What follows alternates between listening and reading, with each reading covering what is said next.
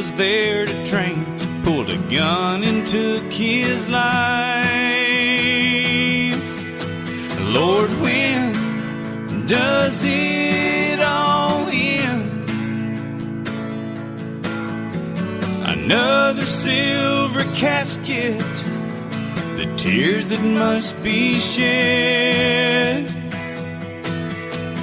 Now don't mistake my questions for being un-American, but I sure would like to know, when does it end? Now I bleed red, white, and blue, but I'm praying on every star. Lord, how do we win a war when we don't know who our brothers are? Lord, when does it all end? Another silver casket, the tears that must be shed. Now don't mistake my questions for being un-American, but I sure would like to know, when does it end?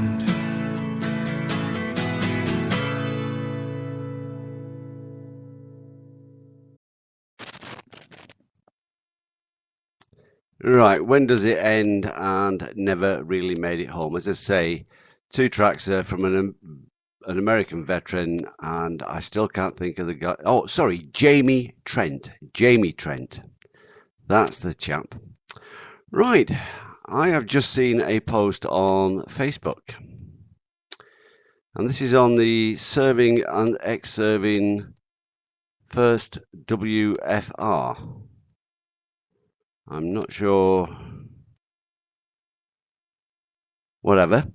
But anyway, the post is put up by a chap called Ronald Wilkinson. And it was posted 7 minutes ago, I believe. And it reads as such. Excuse me. Right, it reads like this.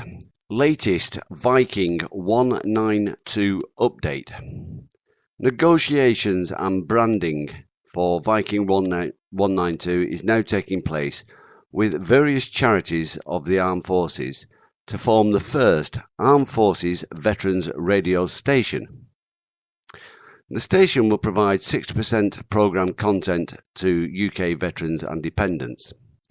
The aim of the station will be to provide ongoing information support by all charities of armed forces. Music content will be 40% of all airtime, except for specialist shows. Timetable for launch has been delayed until April 2015.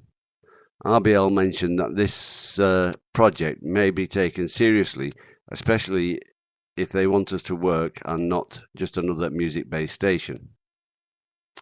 As such, Viking 192 will not be another music station. In the meantime, Viking 192 will continue test broadcast with limited programmes beginning on the 1st of December 2014. Viking 192 is also a temporary name until further notice. It has been proposed that following a 2-year trial, and should it prove successful, the Viking 192 will move to DAB broadcasting. People interested in this project can contact us at. And that's actually the end of the message. There's nowhere for there's no contact details, but hey, it's great. UK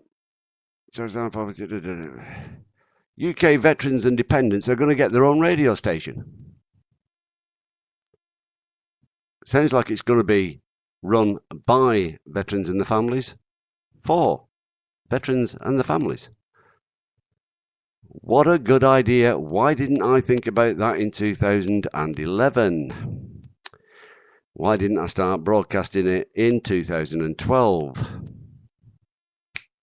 Damn, I've missed the boat again. There you go. Right, what's going on the chat, bud? All right, it's just yeah. Sorry, Andy put up a joke there. What's the difference? What's the difference between an Argentinian and a piece of bread or a loaf of bread? You can make soldiers out of a piece of bread. Yes, and Robert is saying, "My name's Warburton." Got some of that brandy bread in the fridge as I speak, mate. Now then, not as many people as I would have liked for this interview, but it is, or it will automatically be recorded as a podcast. Now, I'm going to make no apologies for the length of this interview. It is 25 minutes long, but it's Eric's story, and I wanted Eric to tell it in his words. I will make apologies, however, for the sound quality. That's my end, not Eric's. I think you'll hear, for the most time anyway, Eric is crystal clear in what he says. So this is the interview. This is Eric's story. I hope you enjoy it, guys, and it's what Veterans Radio is all about. I'll be back shortly, guys. Here's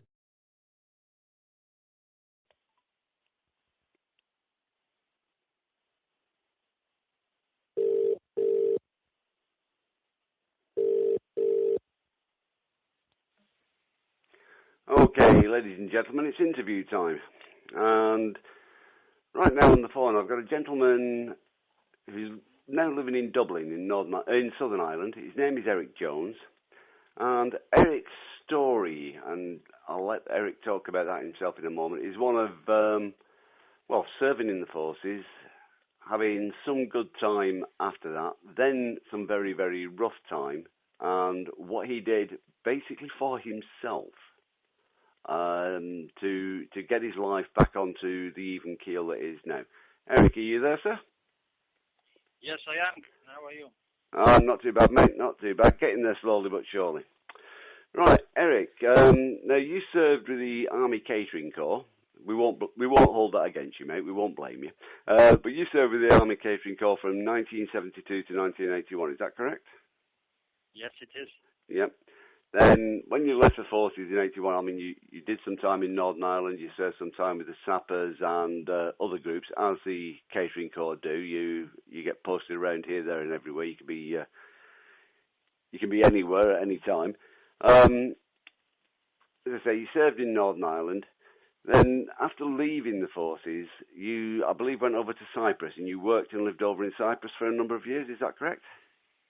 Yes, it is. Yes.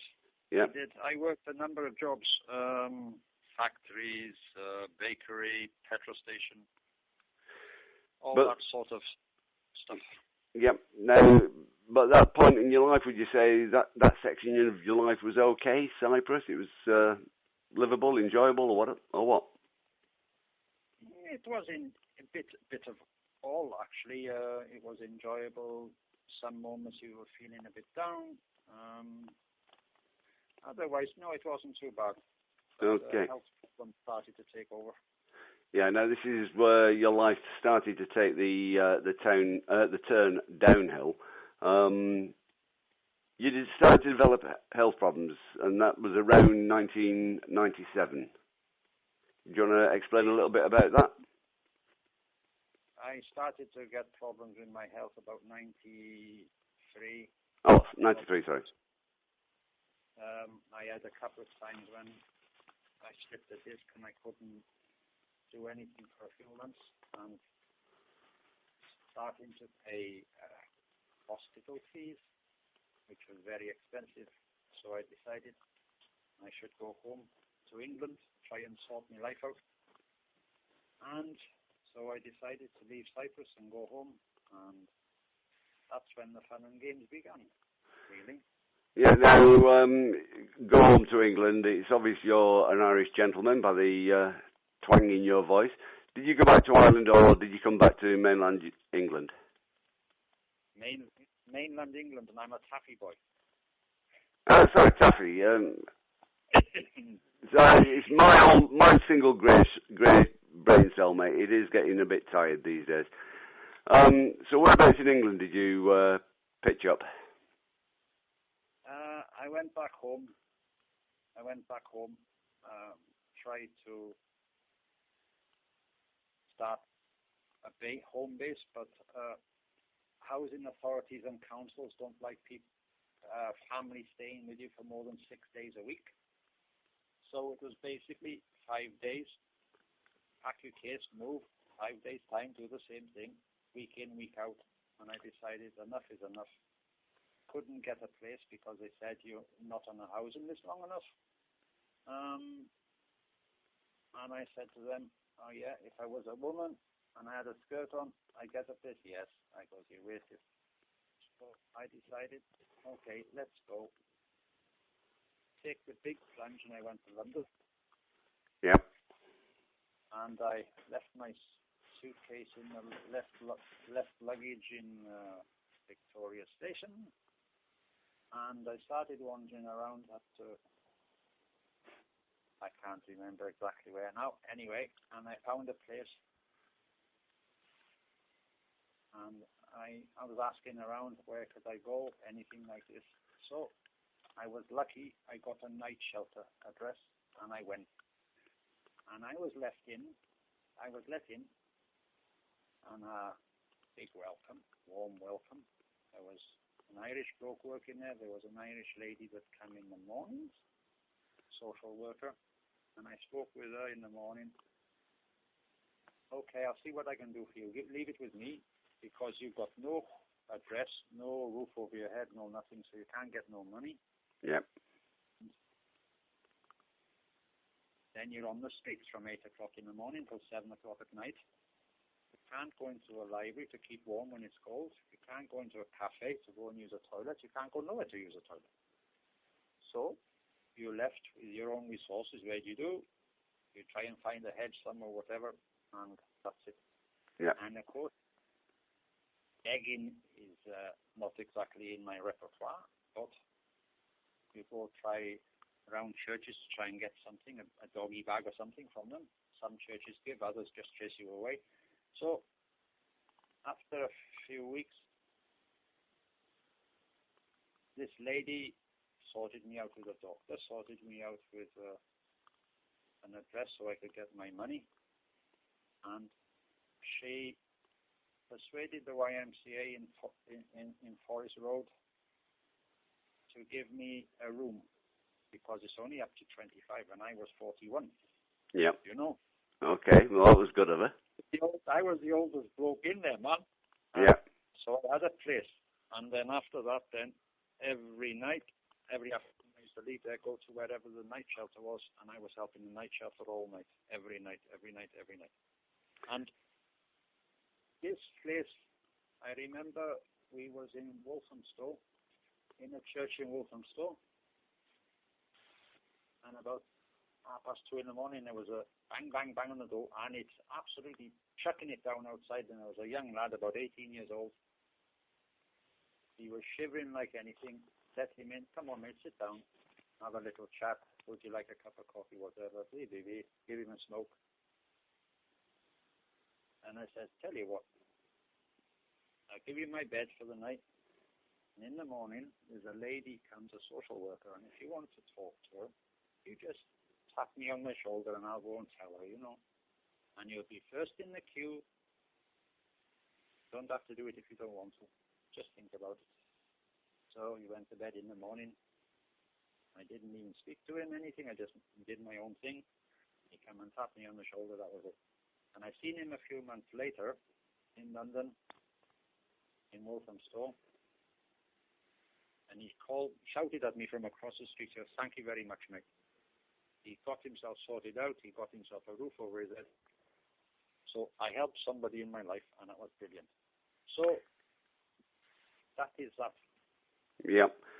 Now, it was, is this going to be getting you now to around the time when your health really started to go downhill? Yes, I decided